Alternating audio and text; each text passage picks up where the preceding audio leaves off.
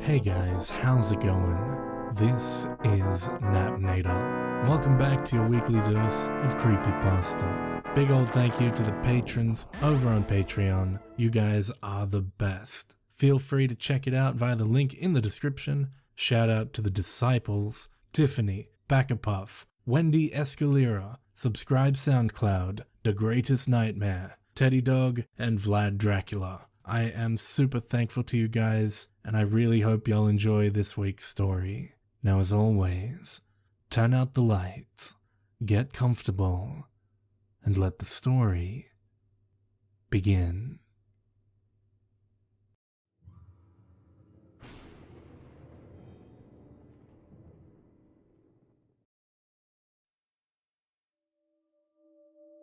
Timothy sneezed as some of the dust that had settled onto the pages of the book in his lap found its way into his nose. He loved spending his time in this antique shop, no matter how much the other kids teased him about it. But it did drive his allergies crazy. The furniture was out of style, and he usually had no company other than an occasional elderly couple browsing around. But this place was quiet, it was peaceful, and it was all he had. Timothy glanced at the book he'd picked up upon his arrival, an old copy of 20,000 Leagues Under the Sea, and sighed. He could never afford the things he wanted, and in truth, this store's prices were perfectly reasonable. His parents just didn't have money to spend on anything, besides cigarettes, and the occasional bottle of whiskey for his father. His mother barely rolled out of bed every day, usually dressed in food-stained clothes and covered in tissues from her constant illnesses, and his father had too much pride to ask anyone for employment, so instead he occupied his time with handyman jobs. Their poor choices left his family penniless most weeks, and barely able to put food on the table. Most of the people in town resented Timothy's family, and saw them as more of an eyesore than anything else. They just didn't fit in this small town, where everyone knew each other, and faked smiles on the street as they walked by. It got Timothy beat up at school most days.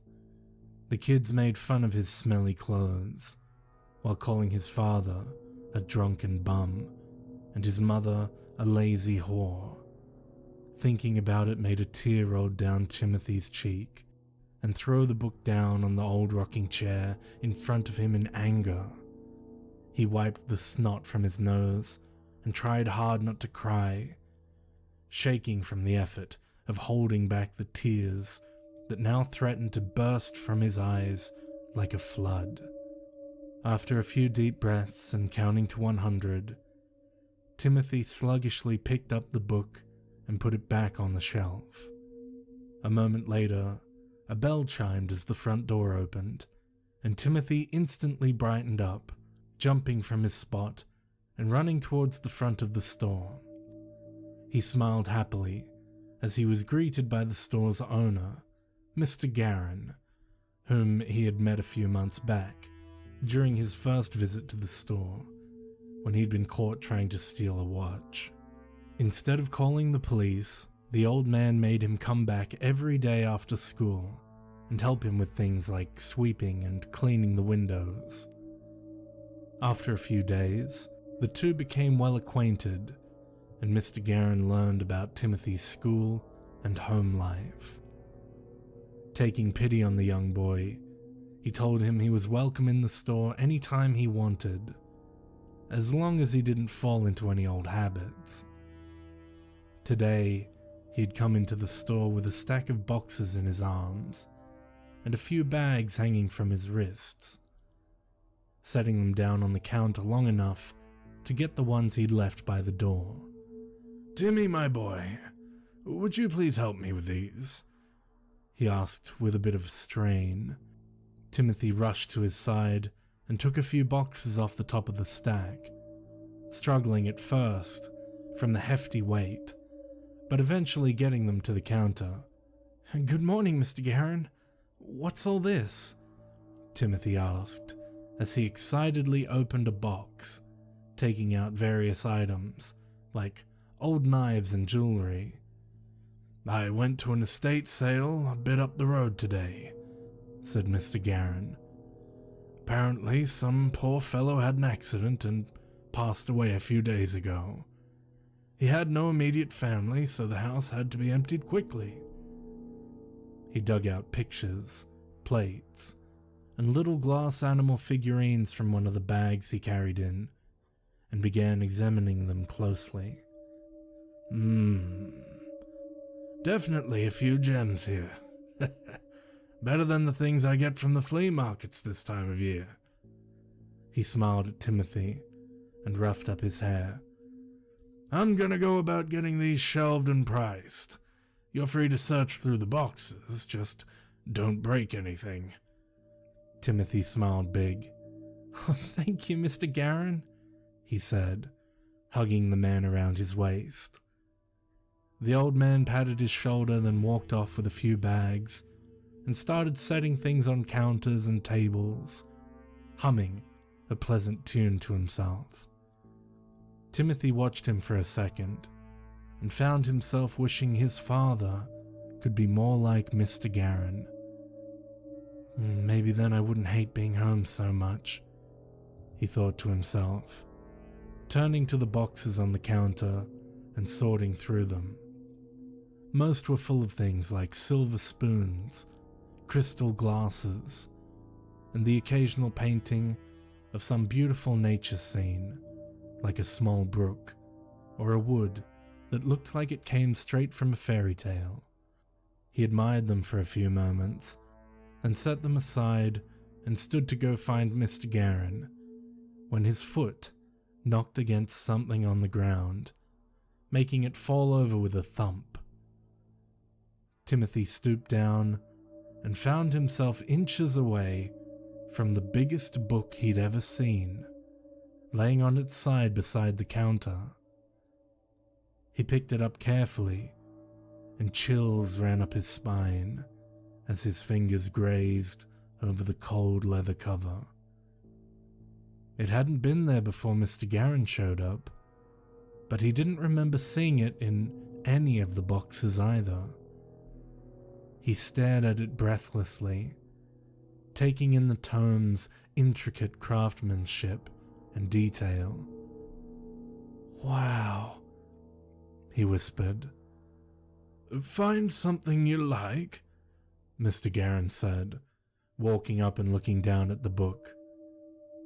"Did you buy this at the sale?" Timothy asked, holding the book up so the man could get a clear look at it. The store owner scratched his head, deep in thought as he racked his brain. "I don't remember, to be honest, but I've never seen it before, so I suppose I must have." He stepped up to the counter and examined it closely. There's a lock on the clasp, and I sure don't have a key." He looked at Timothy, and a smile spread over his face as he had an idea.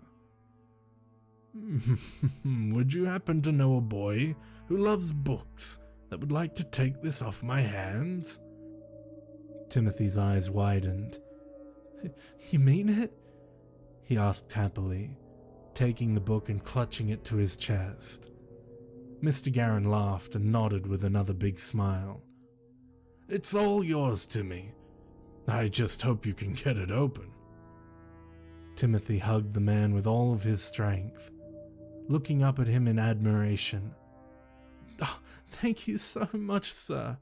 I'll get it open, no problem, I promise."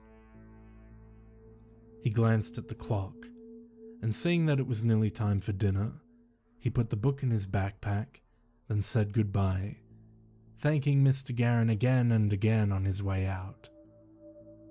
When he got home, he set his bag in his room and then went to the table where his mother and father had already begun eating soup, his own bowl awaiting him at the other end. He sat and tried to eat, imagining what it would feel like if someone were actually happy he was home. His parents made no effort to say hello or acknowledge his presence, but instead yelled at each other like usual. His mother would call his father a lazy slob, and his father would counter with, "At least I even get out of bed, you disgusting bitch." And this would send his mother over the edge and into a long rant. Timothy found his appetite suddenly ruined and quietly left the table, slipping into his room and shutting his door. He sighed, trying to ignore the sound of his parents shouting in the next room, but to no avail. Eventually he gave up and sat on his bed, setting his backpack beside him and pulling out his new gift for further examination. The dark leather looked rough and dry, but the jewels were beautiful, bright shades of red and blue glinting in the light. He looked at the lock and was starting to ponder how he could get it open when it suddenly clicked softly, sliding off the clasp and falling to the floor. His breath got caught in his throat. What had he done to open it? He hadn't even touched it yet. Not wanting to jinx his good fortune, he put it out of his mind and slowly slid the cover open. His eyes widened as they fell upon the pages inside. It was blank. The entire book was blank. At first he thought it was only the first page, but as he flipped through, he realized every single one of them was white as snow, completely devoid of ink. He found himself shaking in frustration, but this quickly gave way to sorrow, and he began to cry. Covering his face and sobbing quietly, he felt the tears burning his eyes as they fell down, streaking his cheeks. A few managed to slip between his fingers and hit the page with a soft splat as his body heaved with sobs. He wiped his eyes and started to pull himself together when he noticed something odd. Staring at the book in wonder, the boy saw his tears turn black on the pages and start to move across them, forming letters in a strange language he'd never seen before. Timothy watched in amazement as 5 words appeared on the page. Just 5, right in the middle. Below them was a picture of 2 cat eyes, bright yellow with thin black slits, staring right into his soul. He found himself shaking in fear, unable to look away. Why was he afraid? "It's just a book," he told himself. "Nothing bad ever happened to anyone because they were reading a book." But no matter how hard he tried, he couldn't shake the feeling these eyes could see him, that they were urging him to do something. He pried his eyes off the ones on the page and looked at the words. For a moment, he tried to decipher them and figure out what they said, but then he felt something come over him, almost like a cold hand moving through his chest and gripping his lungs. It filled him, shaking his entire body with a sensation he'd never felt before, and slowly he let it take over. His eyes found their way to the words on the page, and before he knew it, he found himself saying something in an alien tongue. 5 words. Just 5 words. When he had finished speaking, the feeling had vanished as quickly as it had appeared, and so had the words on the page. The yellow eyes still remained, but were now closed, and he felt as if the book had grown 1,000 pounds heavier. Unable to stand the weight any longer, he dropped it to the floor, and before he knew what was happening, the book rose into the air with violent twitches and jerks. He gaped in horror as the pages began to rip and tear, glowing with a ghastly bluish-green light. Wind whipped his hair around and tossed the contents of his room around like they were nothing. Timothy curled up in a ball, screaming at the top of his lungs, hoping it was just a bad dream and would end when he awoke. A soft humming noise drifted through the air, followed by a loud crash, and just as quickly as it all had begun, it all stopped. The boy had barely lifted his head when his eyes met a small figure standing atop the book, which now lay open on his bedroom floor. It was a little man, or at least it looked sort of like a man. It had smooth grey-blue skin, with a head of thick, wavy red hair, combed back and parted neatly. The being wore a grey suit, thinly striped in black, and garnished with a green pocket square. He ran his fingers along the sleeve of his jacket, as if to straighten out a wrinkle, using his pointed black nails. His gaze fell upon Timothy, and the child had to swallow a scream as he noticed the man's eyes. They were cat's eyes, large, round, and yellow eyes, with thin black slits that peered straight into his very being. This little man was the scariest, most intimidating thing the boy had ever seen, and he stood no more than 3 feet tall. Yet, somehow, it gave off an aura of control and power as its bright eyes studied him. He greeted Timothy with a wide, pointy-toothed grin. "Greetings, my young friend. Allow me to introduce myself," he said, giving a low bow. "My name is Mr. Sykes, the one and only, and I see you have found my book." Slowly, he stepped off of the tome and peered down, regarding it with disdain, the way a fly might look at a spider's web. Turning back to the child, he put a smile back on his face. "I'd first like to thank you for freeing me from that wretched book. It gets quite boring inside the old thing after a while." Timothy slowly sat up, looking at the little man, and after a few seconds he managed to squeak out, "You're welcome." Mr. Sykes smiled and bowed once again. "I am sorry for any scare, sire. I didn't mean to frighten you with my awakening." He stepped forward and smoothed out Timmy's hair and shirt, then held his hands behind his back. "Now then, I owe you an explanation. I am a gifter, a conjurer of magic and spells, and it is my job to serve whoever finds and opens my book for me," he said, as he looked at Timothy with a grin.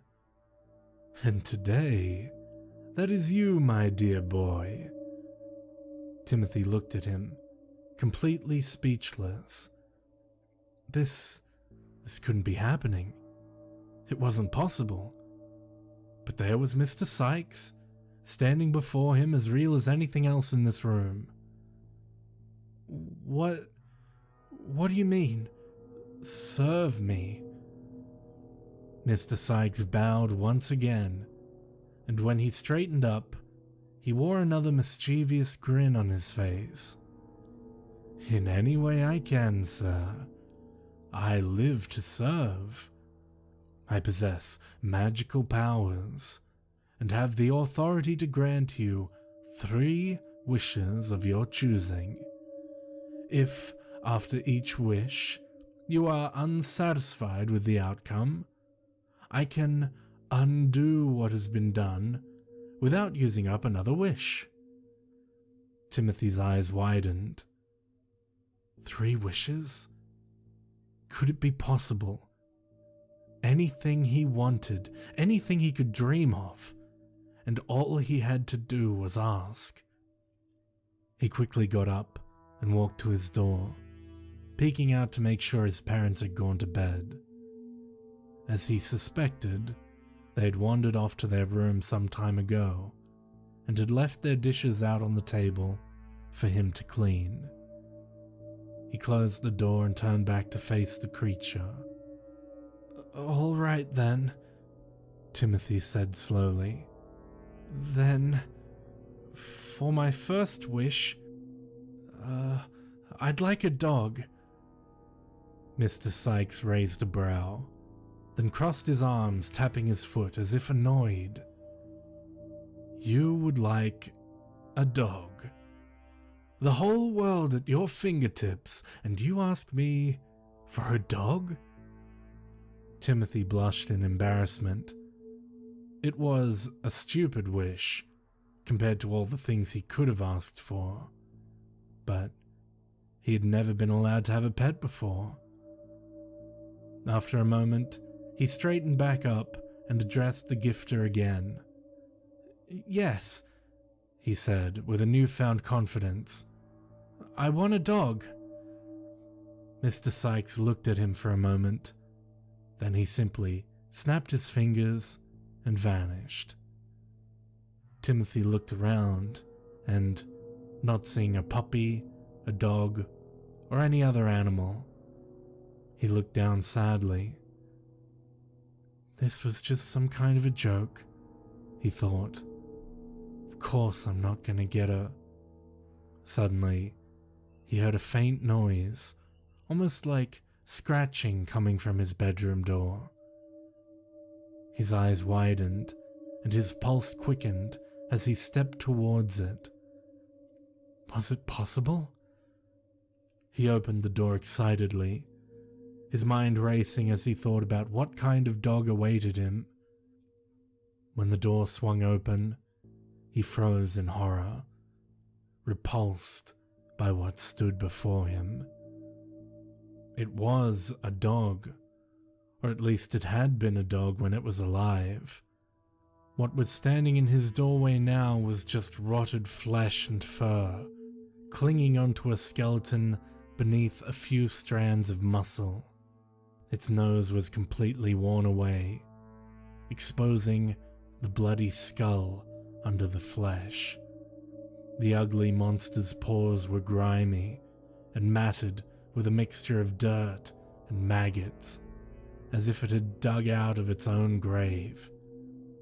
Worst of all, though, was the smell, the reeking odor of decay. The dog barked at its new master, wagging its tail, which accidentally flicked clumps of dirt and fur in each direction. Timothy's mouth hung open in shock of the sight he beheld. The dog couldn't seem to understand why the boy wouldn't greet him, so it took the initiative to tackle Timothy and lick all over his face. Its tongue was already half gone, and what was left had turned a sickly green color that was starting to turn black. Timothy tried his hardest not to vomit, but when the tongue suddenly detached from the dog's mouth and clung to his cheek, he lost control and had to roll over, puking all over the floor. When he looked back up, Mr. Sykes stood before him, a wicked grin on his blue face. "Well, what is it, sir? I found a dog for you, and very close by. He was buried in the field, just down the road." He laughed at his own wit, as if his master's displeasure was hilarious. Now Timothy was enraged. He didn't appreciate being tricked by this thing, whatever it was, and he certainly didn't need to be mocked. Picking himself up off the floor, he pointed a shaky finger at the dog. "I want this thing gone, now!" he shouted angrily. Mr. Sykes wiped away a tear of amusement and then smiled up at the boy. "As you wish, sir," he said, then snapped his fingers, making the dog and the vomit disappear. Timothy shook with anger and embarrassment. Then, turning his back to the creature, he whispered, "Go away. I don't need you." To this, Sykes grinned evilly, running a single pointed nail down the child's spine. "Oh, yes you do, Timmy boy. They always do," he said soothingly. Timothy froze up and whispered quietly, I never told you my name." But when he looked over his shoulder, the small man was gone, and he stood alone, scared out of his mind. Timothy slowly walked to his bed and curled up under the blanket, leaving the book on the floor. Why did Mr. Sykes do that?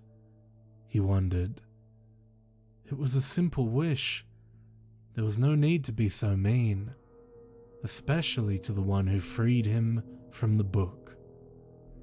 He shut his eyes and forced himself to sleep. Then, slowly but surely, he drifted off.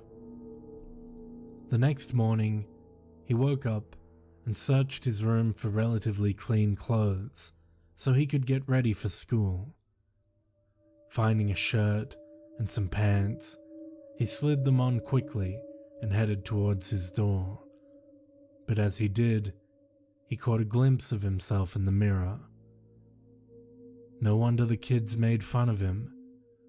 He looked like a boy, straight out of Neverland. His hair was a mess, his clothes smelled of cigarettes and mildew, and he hadn't gotten new shoes for 3 years. Unable to take his reflection anymore, his gaze instead fell upon the book. He looked at it for a moment and realized that he did need Mr. Sykes after all. Only he was capable of changing his life for the better. He had to try again, or he was going to face another day with his head in a locker or a toilet. Closing his eyes, he whispered softly, "Sykes?" "Yes?" The response came from right behind him, and he whirled around to find the little man standing on his bed, looking right into his eyes, with his head slightly cocked. He bowed after a moment, then looked back up at Timothy. "I live to serve, master." Timothy looked at him wearily, whispering to himself, "Of course you do." The boy looked at Mr. Sykes for a moment, then said, "No more tricks. I want to make my second wish. I don't want to be bullied at school anymore. But I don't want you messing around with me either." Mr. Sykes smiled. "Well, I'd never do that to you, would I, master?"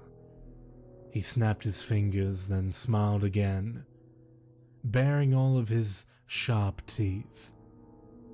"It is done. Your day will be worry-free."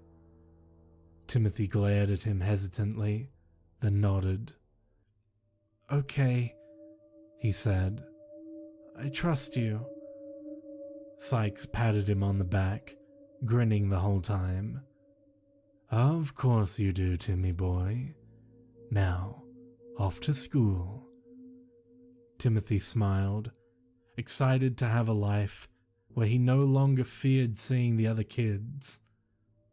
He quickly ran outside and raced down the street toward the elementary, eager to start his day. When he arrived, he cautiously opened the door and peeked inside.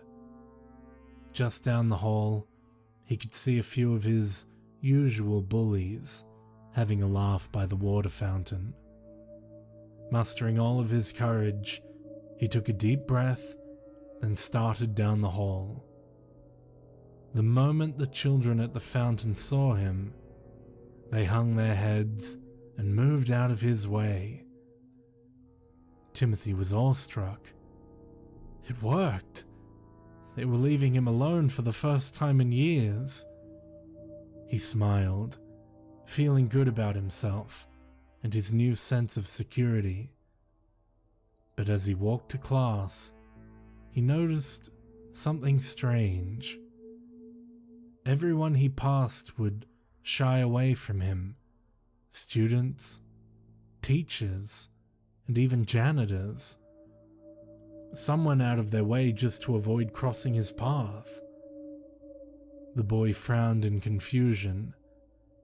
He attempted to approach his teacher when he got to class and ask her about what was wrong. But she refused to make eye contact with him or answer any of his questions. Timmy could have sworn that he even saw her flinch when he moved. The whole day went by like this, and when school was finally over, he rushed home, determined to get answers. The moment he opened the door, he could tell something was wrong. His father took one look at him, then cast his eyes down at the floor and seemed to shut out the world. He got a similar reaction as he walked by his mother on the couch, and all attempts to get her attention were in vain. "What's wrong with everyone?" he asked himself. His confusion gave way to rage as he stormed into his room, slamming his door and tossing his backpack onto his bed, looking around for the cause of this mischief. "Sykes! Mr. Sykes, where are you?" From behind him came a quiet noise, almost like a windy breeze, and he turned to find the little man sitting on his backpack, evil grin and all. "Why, hello, master. And how was your day?" he asked knowingly. Timmy balled up his fists angrily. "I want to know why everyone's avoiding me. What's up with the teachers? What's up with my parents?" Sykes just smiled and calmly crossed his legs. "Why, my dear boy, it's because you are the bully now." He rose and slowly strode over to the edge of the bed to face Timothy. "You wanted to be left alone, to not get bullied. Well, you got your wish. You're the bully now. You have been your whole life. Everyone hates you, fears you, and loathes you. Even your own parents know all too well that your temper is always on edge. It's such a burden to fear being beaten by your own son." He smiled his toothy grin and rested a hand on Timothy's shoulder. "No need to thank me. I live to serve, sire."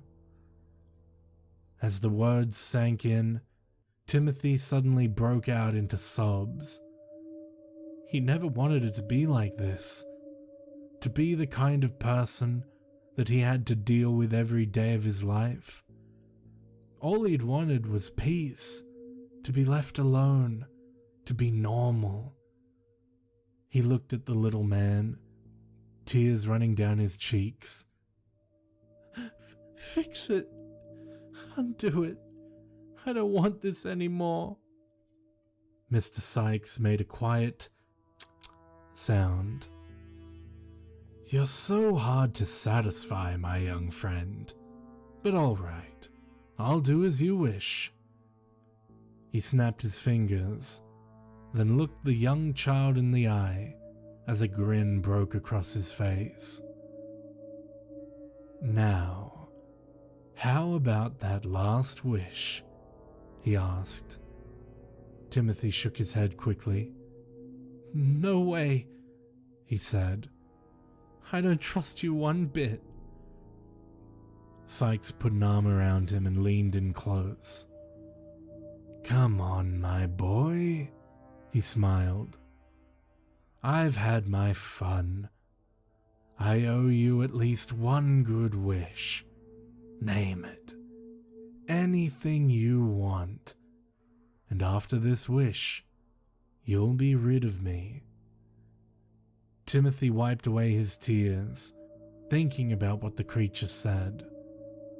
After one more wish, he'd be free of this little menace, and he'd have at least one dream fulfilled. He knew exactly what he wanted, and he couldn't think of any way for Mr. Sykes to ruin it. After taking a deep breath, he looked over at the gifter. All right, he said slowly. I wish we had the biggest house in town. Mr. Sykes smiled. Of course, he said. After all, I live to serve. He snapped his fingers and disappeared. Timothy looked around, waiting for things to change, for him to suddenly find himself in a grand home with large rooms and beautiful furniture. Instead, his room remained the same. Nothing had changed at all. And that was when he heard the first scream. It came from outside, followed by a loud, thundering boom. He ran from his room, then made it out the front door and was greeted by a bright orange light. Looking around in horror, he watched as a fire spread through the whole town. Every house, farm home, and apartment was up in flames, all of them burning to the ground.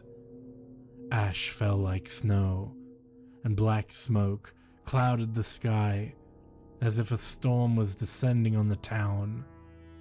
Worst of all were the screams. Babies, children, women, men, all screaming as they watched their homes crumble, engulfed in flame. Timmy knew that he had brought this on them, and the guilt weighed on him like an anchor. Sykes had given him the biggest house in town, all right, because his was the only one untouched by the inferno. He fell to his knees, stammering, What have I done? What have I done?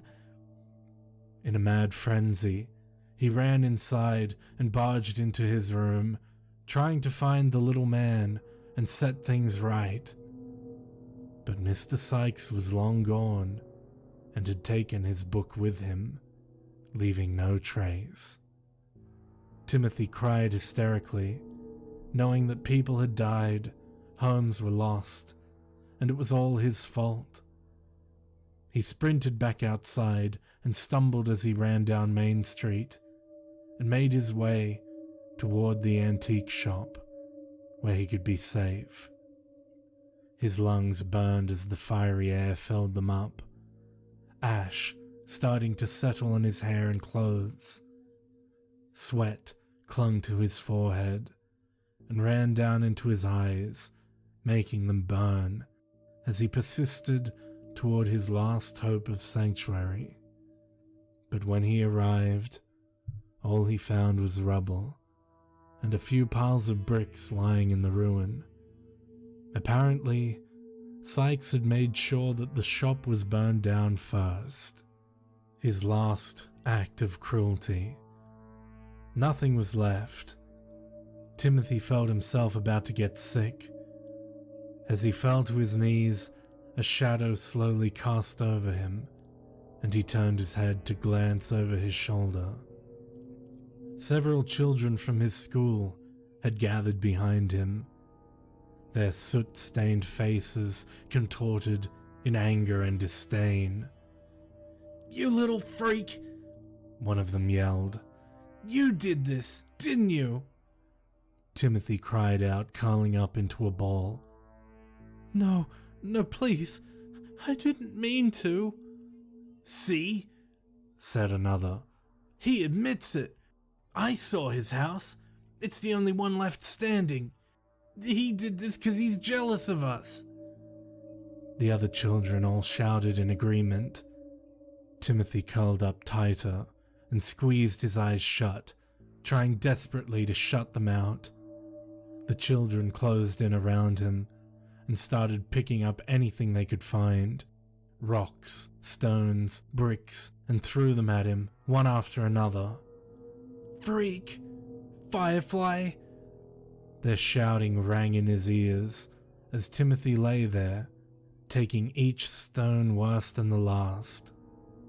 Soon, they began to feel more like boulders crashing into him, sending sharp jolts of pain through his body. He clenched his teeth to keep himself from screaming, but eventually a cry of pain escaped his dry throat, drowned out by the sound of crackling flames and fire truck sirens. For a moment, he managed to open his eyes, peeking out at his assailants and squinting at them through the smoke. There among the children stood Mr. Sykes, smiling just as big and brightly as ever. Timmy's eyes widened as he realized the small creature held a brick in its hand.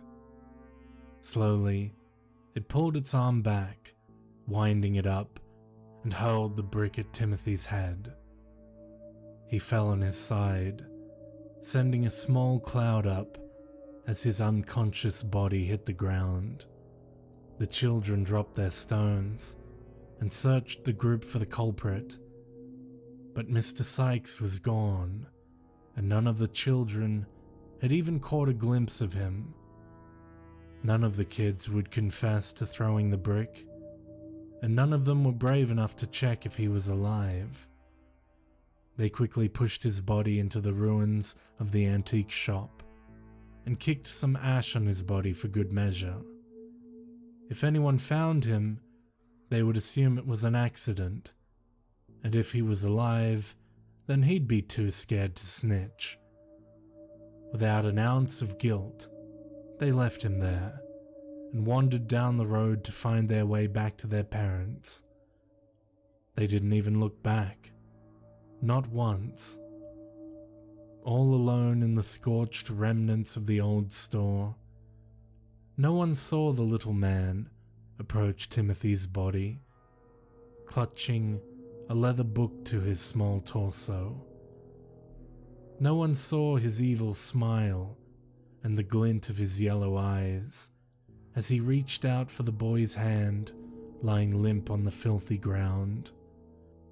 No one saw them disappear without a trace as the walls of the shop finally collapsed on themselves, removing all evidence that Timothy was ever there. Once the fires were dealt with, the police got involved, and they never found any clue about what happened to Timothy. They questioned his schoolmates, his parents, even Mr. Garren, but no one seemed to know a thing about what had happened to him the day of the fire. After a couple of weeks, the cops gave up altogether. There were no leads, no tips, no sightings, nothing. Timothy's parents left town because without their son attending school there, they had no reason to stay anymore. Slowly, everyone started to move on with their lives. The townspeople searched through the rubble of their homes, finding old photographs and belongings that had barely survived as they attempted to salvage anything they could. One particular day on the outskirts of town, a woman searched the remnants of her apartment, hoping to find a few photo albums and the chest she kept her wedding dress in. She was digging through the ash and pushing piles of stuff aside when she felt her shovel hit something. Brightening up hopefully, she set the shovel down and brushed soot away from the object in front of her. It was a book. A strange leather book she'd never seen before. Furrowing her brow in confusion, she studied the jewel-encrusted cover, her fingers roaming over the title, which appeared to be in some kind of foreign language.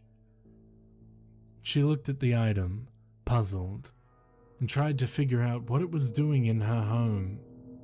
But try as she might, there was no logical explanation for it. The woman shrugged and turned around, tossing the book into the cart of things she'd found among the ruins. After she was done for the day, she loaded the contents of the cart into the back of her car and began driving to the hotel she'd been staying at down the road. She arrived a little after 10 p.m., leaving her findings from that day in the car and setting her keys on the nightstand beside her bed. As she went to close her hotel door, a chill suddenly went up her spine that made her blood run cold.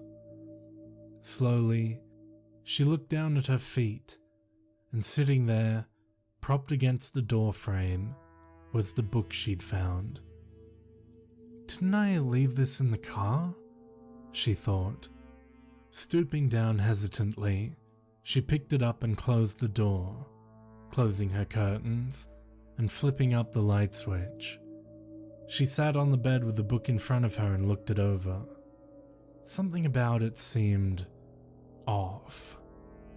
Feeling uneasy, she set the book aside and stood to go take a shower when she heard a soft click. Breathing heavily now, she turned back toward her bed and looked down at the book sitting on her bed. The lock had clicked open, and as she watched, it slowly slid from the clasp and fell to the floor with a thud.